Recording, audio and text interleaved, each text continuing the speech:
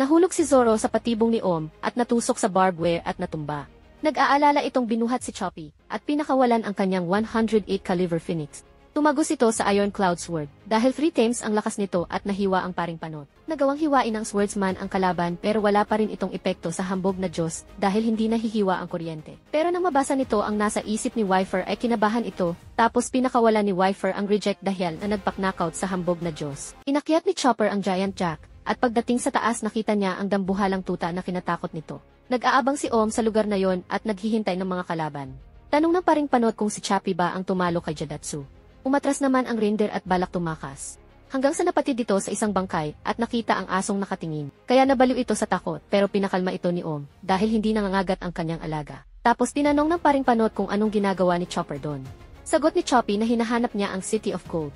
Sabi ni Om kamatayan ang nararapat na ipataw kay Chopper para maligtas sa pagiging greedy nito na kinatakot ni Choppy. Samantala, nagtataka si Lucky kung ano ang nangyari sa mga mandirigma na akala mo ay tinamaan ng kidlat. Nakita nito si Gamakiri at dali-daling pinuntahan. Sinabi ni Gamakiri ang mga nangyari kay Lucky, kaya pinakiusap nito na pigilan si Wyfer na kalabanin si Eneru. Iniwan ni Lucky ang bag of birth tapos umalis para hanapin si Wyfer. Dahil hindi makalabas si Luffy sa inaakalang kuweba, naisip niyang gumawa ng labasan. Ginamitan niya ng gambang bazooka ang inaakalang bato at walang nangyari. Tapos biglang umangat ang kinatatayuan ni Strawboy at nahulog sa mas malalim na parte ng tiyan ng ahas. Samantala, tumatakbo si Chopper para takasan si Om. Hanggang sa tumigil ito para magpahinga, sa pag-aakalang wala na ang kalaban. Hindi niya alam na sinusundan na siya ng paring panot. Tapos nilabas ni Om ang kanyang espada, at para itong detektor na hinanap si Choppy at hiniwa. Sabi ng paring panot na yun ang Ordeal of Iron, at ang survival rate ay 0. Samantala, dahil sa mga boses na nawawala, naisip ni Aiza na pumunta sa upper yard. Pinigilan ito ni Nami at sinabing gusto ba nitong matulad kila Usopp. Tapos sinakay ni Nami si Aiza sa waiver nang biglang lumabas ang ahas, kaya hindi makagalaw ang mga ito sa takot. Samantala, sa inis ni Luffy sinipan niya ang inaakalang pader. Pasigaw ang ahas sa sakit at nataranta sila Nami. Tapos ginamit ni Luffy ang gambang gatlinggan at mas lalong nagwala sa sakit ang ahas, habang si Nami ay pumasok sa kagubatan para tumakas sa maoy na ahas. Habang si Wyfer ay tinatahak ang Giant Jack para puntahan si Eneru sa God's Shrine. Nakita siya ng paring kalbo at agad na inatake ng espada. Pero nakita ni Wyfer ang atake at dali-daling umiwas rito. Sabi ni Om na sino nagbigay sa iyo ng permiso na umakyat sa God's Shrine. Mukhang magiging Royal Rumble ang labanan dahil dumating din si Gunfall. Sinabi nito na wala na si Eneru sa God's Shrine at lahat ng nandun ay wasak na. Nang biglang nahulog si Zoro mula sa itaas at napasama sa magaganap na laro. Samantala ang dambuhalang ahas ay papunta sa Giant Jack habang si Luffy ay nagwawala sa sikmura nito. Mag-umpisa na ang Royal Rumble at ang mga kalahok ay may kanya-kanyang layunin. Si Om ay para magbigay ng judgment sa tatlo, samantalang si Zoro ay makuha ang ginto. Si Wyfer at si Gunfall naman ay para kunin ang ulo ni Eneru. Tapos ang ahas ay naging saling pusa lang. Sumakay na ang paring panot sa kanyang dambuhalang tuta. At sumakay na rin si Gunfall sa kanyang ibon. Samantalang si Zoro ay ang Giant Snake ang kanyang target. Nauna nang umatak si Wyfer at pinaputukan si Zoro. At nagumpisa na rin si Om at ang Sky Knight. Nakaiwas ang swordsman habang ang ahas ay naging agresibo na rin. Sinugod ni Zoro si Wyfer at sinalag ito ng Jirilla, sabay punta sa likod ng swordsman at pinaputukan ito na mabilis na naiwasan ng ating bida. Mainit ang umpisa ng Royal Rumble. Muling sumugod si Zoro sa Jirilla at saka ito nag-sidestep at tumalon at hinataw ang Jirilla. Nasalag ito ni Wyfer at atake sana nang nakialam ang ahas at nakisali kaya napilitan ang dalawa na umilag rito. Samantala si Om ay pumunta sa likod ni Zoro at nagpakawala ang aso ng uppercut na mabilis na naiwasan ng swordsman. Nabigla si Zoro sa galawan ng aso dahil hindi ito nangangagat kundi nanununtok. Mabilis na umatake si Gunfall at nasalag ito ng paring kalbo. Nakita nila Nami ang Giant Jack at nakita ni Aiza ang mga kaganapan sa upper ruins dahil sa kanyang mantra. Gigil ang ahas sa ating bida pero nag-aalangan ang swordsman na tuluyan ang maoy na ahas. Tapos patingin ito sa kabilang banda at nakita si Choppy na nakahandusay, kaya dali-daling tumakbo ito para tulungan ang reindeer. Nahulog si Zoro sa patibong ni Om at natusok sa barbed wire at natumba. Nag-aalala itong binuhat si Choppy at sinabing bakit mo nilabanan si Panot. Nagsalita si Om at pinagmalaki ang kanyang Ordeal of Iron. Tapos inamin na siya ang nanggulpi kay Choppy. Binaba ng ating bida si Chopper at nagseryoso na. Sinabi ni Zoro na wala sa isip ko ang salitang revenge, pero nagbago na ang isip ko. Samantala, nasa ere si Gunfall nang makita ang paparating na pag-atake mula kay Wyfer. Naiwasan niya ito, pero walang planong labanan ng matanda ang Jirilla at sinabing hindi sila magkaaway. Ayaw maniwala ni Wyfer dahil umpisa pa lang ang mga Skypians na ang kalaban ng mga Shandorians. Nag-uusap ang dalawa nang makialam na naman ang maoy na ahas. Dinamay ng ahas ang Jirilla, kaya napikon ito at pinaputukan ang maoy na ahas. Pero matigas ang bunggo nito, kaya walang epekto ito sa kanya, at hinabol ng kagat si Wyfer na mabilis na umiwas. Samantala, sinuntok ng boksingerong tuta si Zoro. Naiwasan ito ng ating bida at ng counter-attack, pero mabilis ang tuta at muling sumuntok na naiwasan. Pero nakialam si Om at inatake ng werdong espada ang swordman. Hindi naiwasan ng ating bida ang combo attack ng priest, at nagtamo ng malalim na sugat. Kaya, nagtaka ito kung anong klaseng espada ang gamit ng kalaban. Pinaliwanag ng paring panot na ang kanyang espada ay isang Iron Cloud, at may kakayahang sundan ang target, sabay atake na mabilis na sinalag ni Zoro. Ininsulto ito ng swordsman na mukhang circus performers. Napikon si Om at naisip na harapin ang ating bida ng mag-isa. Tapos nagdatingan ang mga Divine Warriors at mga Shandorians, at balak makilahok sa Royal Rumble. Umakyat sila Nami at Aiza sa Giant Jack, at narinig ni Zoro ang tili ni Nami. Kaya nag-alala ang tatlo dahil hinahabol ang mga ito ng mga kambing. Agad silang umaksyon para patumbahin ang mga kalaban. Tapos, nagalit sila kila Nami at tinanong kung bakit sila naroon. Mainit ang ulo ni Wyfer sa mga Blue Sea Dweller at pinaputukan si Nami, pero dumating si Gunfall at sinagip ang dalawa. Tapos tinanong ni Gunfall kung ba't sila pumunta ron, at sagot ni Nami na hinabol sila ng Giant Snake, tapos kasabay na kinain sila ng ahas. Hindi inasahan nila Zoro at Wyfer ang nangyari, kaya nawala sila sa focus. Kaya, sinamantala ito ng paring panot at inatake ang dalawa. Puruhan ang dalawang mandirigma at sabay na bumagsak. Nagyabang si Om sa ginawang pandaraya, habang sila Nami ay nahuhulog sa lalamunan ng ahas. Nagalit ang Jirilla at pinana ang paring panot, pero na-distract ito dahil sinugod siya ng kambing at nagmintis. Samantala, mabilis na umaksyon ang tuta at sinuntok ang Shandorian. Tapos nagpalabas ang paring panot ng kanyang Ordeal of Iron at gumawa ng bakod para walang makatakas. Bumangon na si Zoro at nilait ang bakod. Nagyabang ang kambing kaya bumangon si Wyfer at sinipa ito. Natikman ang kanyang pinagyayabang na white barb. Samantala, nadagdagan ang mga manlalaro sa Royal Rumble. Kaya nagkaroon ng sanggahan at ang ating bida at ang ahas lang ang walang kaalyado. Dumating si Lucky at nakita ang nagaganap sa upper ruins. Tapos dali-dali nitong tinawag si Wyfer at sinabi ang warning ni Gamakiri. Sinabi nitong Thunderboy si Eneru at hindi matatalo, pero ayaw siyang pakinggan ni Wyfer. Nang biglang lumabas si Eneru sa likuran ni Lucky, kaya nag-alala si Wyfer at pinapatakbo ito. Pero hindi nakinig si Lucky at pinutukan ng baril si Eneru. Tapos kanilang nasaksihan na walang silbi ito kay Thunderboy. Nagsamantala ang kambing at ginamitan ng impact diet si Wyfer, pero matatag ang Jirilla na nakatitig at nag-aalala kay Lucky. Kitang-kita ni Wyfer na no mercy talaga si Eneru na kinuryente ang babae. Kaya galit na galit ito sa panlalapastangan sa kanyang chicks, kaya pinagbuntunan niya ang kambing na backfighter. Sabi ni Thunderboy na walang makakaligtas sa kanyang judgment kahit na babae pa, at saka ito nawala. Sinuportaan ni Om ang judgment ni God Eneru at sinabing nakalaya na ang babae. Hindi pinansin ng dalawa ang paring panot at inunang tugisin ang ahas. High blood si Wyfer kaya kahit si Zoro ay kanyang inatake na agad na nailagan. Nakialam ang maoy na aso at inatake ang dalawa. Mabilis na nakaiwas ang dalawa, pero walang planong tigilan sila ng mga kabilang panig at sila ay inatake. Nagawang dumipensa nagdalawa at nagawang patumbahin ni Wyfer ang kambing. Samantala, ligtas naman sila Nami sa loob ng tiyan ng ahas, at nang makita ni Aiza si Gunfall dali-dali nitong sinugod ang matanda, pero pinigilan ito ni Nami. Ninitian ito ni Gunfall nang marinig nila ang mga footsteps. Kaya, natakot ang mga to sa kung sino ang lalabas, at nakita nila ang ating syungang bida na umiiyak. Nabuhayan ng loob si Lupi nang makita sila Nami. Sabi ni Nami na pare-parehas pala silang nalunok. Nagtaka naman si Strawboy sa mga sinasabi ni Nami, dahil hindi nito alam na nakain siya ng ahas. Nainis si Nami sa kamangmangan ng ating bida, kaya hinila ang ilong nito. Nakuha pang magbiro ni Lupi kaya nadismaya si Aiza. Tapos nagulat si Gunfall nang malamang si Lupi ang captain ng Straw Hat. Kaya nasabi na lang ni Nami na yan din ang reaksyon ng ibang tao. Sabi ni Aiza na buti na lang kalmado ka kahit kinain ka ng monster.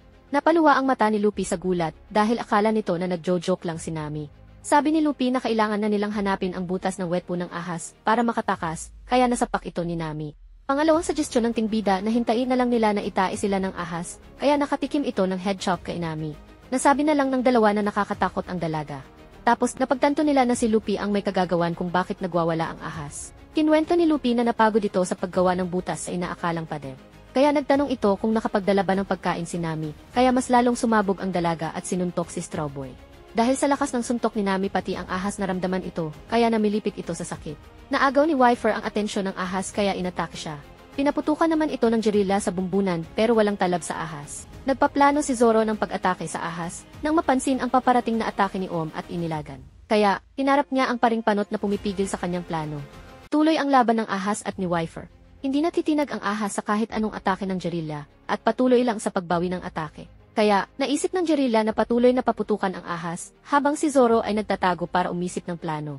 Samantala, muling umatake si Om at mabilis na umiwas ang swordsman at tumakbo para magtago. Hinanap ng ating bida ang lokasyon ng kalaban. Nang napansin nito ang atake at muling umilag. Masyadong malayo ang nararating ng weirdong espada ng paring panot, habang si Zoro ay hindi alam kung nasaan ang kalaban. Muling nailagan ng swordsman ang atake, at nagtaka ito kung paanong nalalaman kung saan siya nagtatago. Naiinis na ang ating bida nang inatake pa siya ng kambing, kaya sinuntok niya ito at pinatulog. Gamit ang mantra ni Om, nagagawa niyang malaman ang lokasyon ng mga kalaban. Kaya inatake nito ang paparating na gerilya. Dumating si Zoro at dali-daling sinugod ang paring panot at ginamit ang kanyang hawk wave. Nilabas ni Om ang kanyang espada at gumawa ng pader para depensahan ang sarili. Tapos ginawa nitong latigo ang kanyang espada at paulit-ulit na inatake ang swordsman na sunod-sunod naman na naiwasan. Kaya na-realize ni Zoro na napepredict ang kanyang galawan. Sabi ni Om na hindi ka mananalo kung didistansya ka sa akin. Ginamit ng ating bida ang kanyang 36 caliber phoenix pero nagawa itong i-block ng paring panot at dali-daling umilag si Zoro sa paparating na espada. Paulit-ulit na umatake si Om kaya napaatras ang swordsman at nagtago muna. Pero kahit tumakbo at magtago si Zoro ay makikita pa rin ito ng priest dahil sa kanyang mantara. Kaya, sinuot ni Zoro ang kanyang bandana, tanda ng kanyang pagsiseryoso. Naglalakad si Aom at sa likod ng pader ay nakatayo ang swordsman. Sabi ng paring panot na magsimula ka ng magdasal. Sagot ni Zoro na wala akong sinasamba, kaya naghanda na ang dalawa para sa final blow. Umatake na si Om at winasak ang pader. Nakipagsabayan ang ating bidang swordsman at pinakawalan ang kanyang 108 caliber phoenix. Tumagos ito sa Iron Cloud Sword dahil 3 times ang lakas nito at nahiwa ang paring panot at nabigyan ni Zoro ng final judgment ang priest. Sa kabilang banda busy pa rin ang ating archaeologist sa paghahanap ng lokasyon ng Belfry. Nang dumating si Eneru at sinabing siya ang nakadiskubre ng City of Shandora sa ilalim ng clouds. Nagpakilala ito sa hot chicks at pinuri ang katalinuhan ng archaeologist dahil nagawang hanapin ang City of Shandora. Wala na ang mga ginto sa lugar dahil napasa kamay na ito ni Eneru. Hanggang nabanggit ni Robin ang giant golden bell na hindi alam ni Eneru na nag-exist ito. Naintriga si Thunderboy at tinanong ang hot chicks tungkol sa mga natuklasan nito. Nagsinungaling si Robin at sinabing kung wala doon ang Belfry, maaaring hindi totoo ito. Pero naalala ni God Eneru ang chismis na 400 years ago, nang dumating ang upper yard sa langit, may tunog na narinig ang mga escapians na mula sa bell. Naisip ni Thunderboy na hanapin ang Belfry pagkatapos ng survival game. Gamit ang kanyang mantra, naramdaman nito ang isang divine warrior. Nakita ng cute na tuta ang lalaki at agarang tinawag ang mag-ama. Paglabas nila nakita nila ang lalaking duguan at agad itong pinuntahan. Sabi ng lalaki na plano ni God Eneru na wasakin ang Escapia at ihulog ito sa Blue Sea. Plano nitong patayin lahat ng nabubuhay sa Angel Island, tatakas gamit ang kanyang barko na Art Maxim. Habang si Thunderboy ay nagpakawala ng isang Thunderbolt para tapusin ang lalaki. Tinulak ng matanda ang kanyang anak na si Conis para makaligtas sa paparating na kidlat. Bumagsak ang napakalakas na bultahe ng kuryente mula sa kalangitan na nagsanhi ng malakas na pagsabog. Magpapahinga na sana si Zoro nang biglang dumating ang maoy na tuta at nanuntok. Pero nakailag si Zoro at nagulat sa pinakitang behavior ng tuta. Pinag-utos ni Zoro na sa tuta na patulugin nito ang sarili na agarang ginawa ng tuta. Samantala, tuloy ang pakikipaglaban ni Wyfer sa Giant Snake. Ilang beses na itong pinaputukan ng Shandorian, pero wala talagang talab ang atake nito sa ahas at paulit-ulit lang din na umaatake. Kaya nakialam na si Zoro at inatake ang ahas ng ilang beses. Pero makapal ang kalyo ng ahas, kaya wala din epekto ang mga espada rito. Balak nang tapusin ni God Eneru ang survival game para isagawa ang kanyang plano. Nagpalabas ito ng malakas na Thunderbolt na umasak sa upper ruins na kung saan naroroon sila Zoro.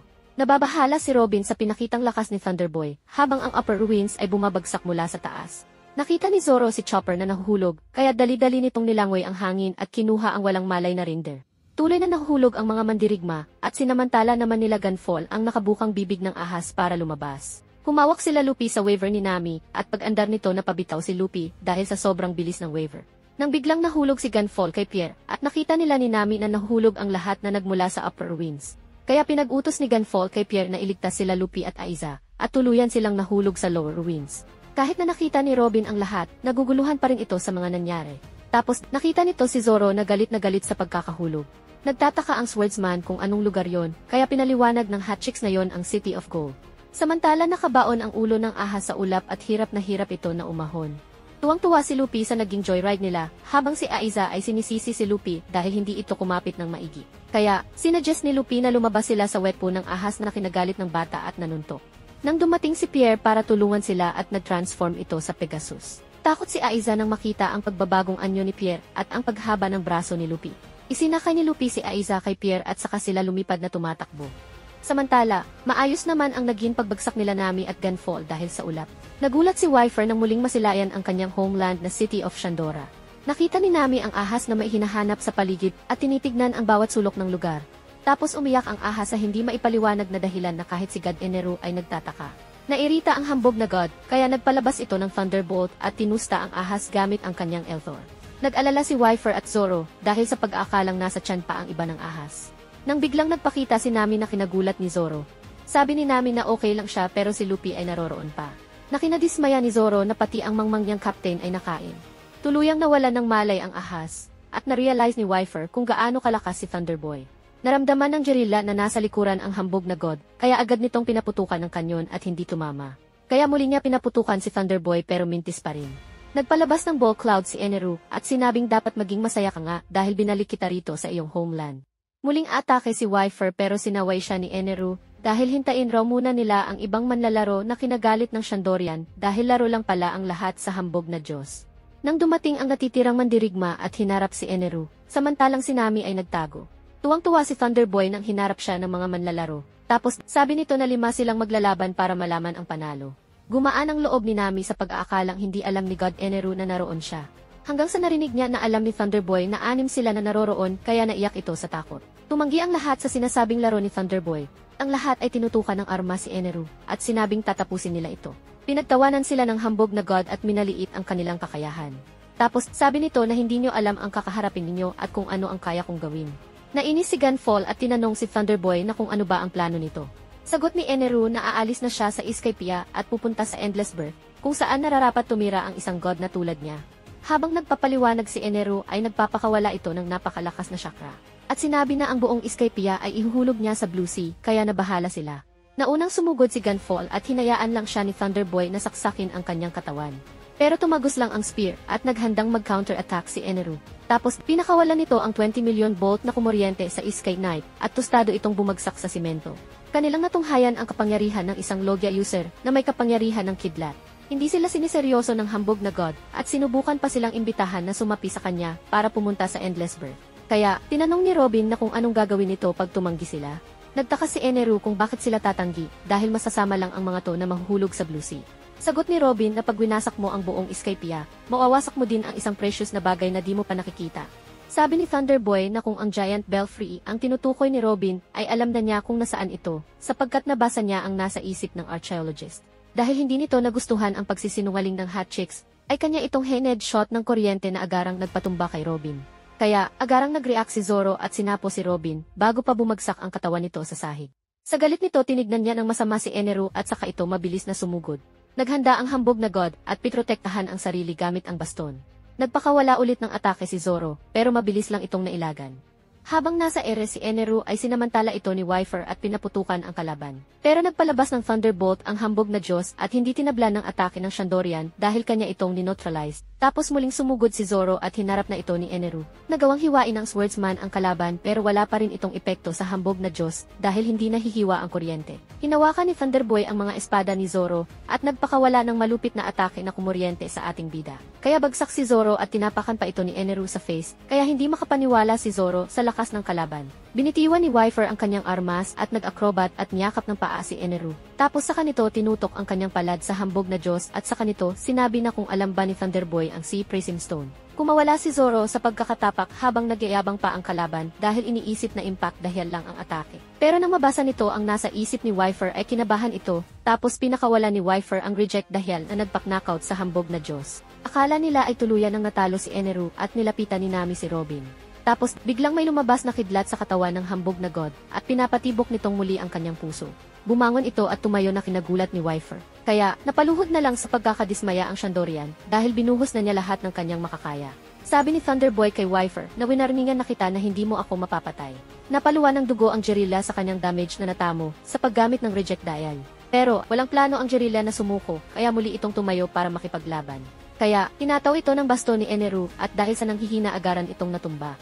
Sarkastikong pinuri ng hambog na God ang ginawa ng Shandorian na pagpapatumba sa kanya. Inumpisahan na niyang ipataw ang kaparusahan ni Wyfer at naglabas ng Thunderbird. Tapos pinatikim niya ng 30 million bolt ang Jirilla na nagpahirap dito. Dali-dali naman tumakbo si Zoro at kinuha ang Sea Prism Stone para gamitin sa pag-atake kay Thunderboy. Sinabayan ng hambog na God ang pag-atake ng Swordsman ng kanyang Beast Bolt na kumuryente sa buong katawan ng ating bida. Kaya bagsak at tostado ang inabot ng 4 na mandirigma kay Eneru. Hindi na alam ni Nami ang kanyang gagawin at nilapitan siya ng kalaban. Pero, muling bumangon ang Shandorian para lumaban.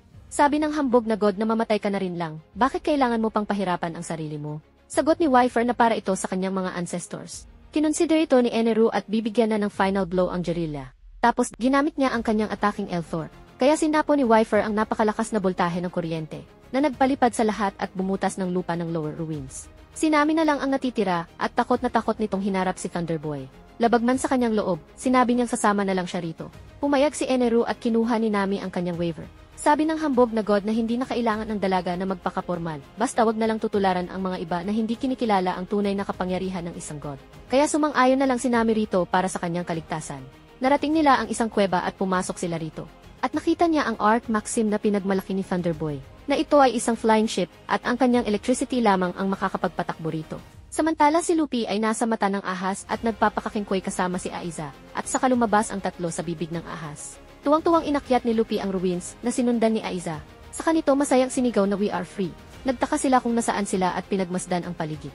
Nang makita ni Luffy ang mga kasama, kaya dali-daling pinuntahan ng mga ito. Kabadong tinitignan nito ang kalagayan ni Zoro, at ganun din si Pierre at si Aiza. Nagtataka si Luffy kung sino ang may kagagawan nito, at sinabi ni Aiza na si Eneru ang may kagagawan. Hinila ni Luffy si Aiza at tinanong ang tungkol kay Thunderboy. Nagising si Robin at dali-daling pinuntahan ito ni Luffy. Sinabi ni Robin na sumama si Nami sa hambog na god, at sinabing kung wala silang gagawin mawawasak ang buong Skypiea. Sabi ni Luffy na may oras pa sila dahil kailangan pa ni Eneru na kunin ang Belfry. Sabi ni Aiza na alam niya kung nasaan si Eneru, kaya sagot ni Luffy na samahan siya ng batang Shandorian papunta sa hambog na Diyos. The One Piece is real! To see more, just press the subscribe button to be notified by YouTube.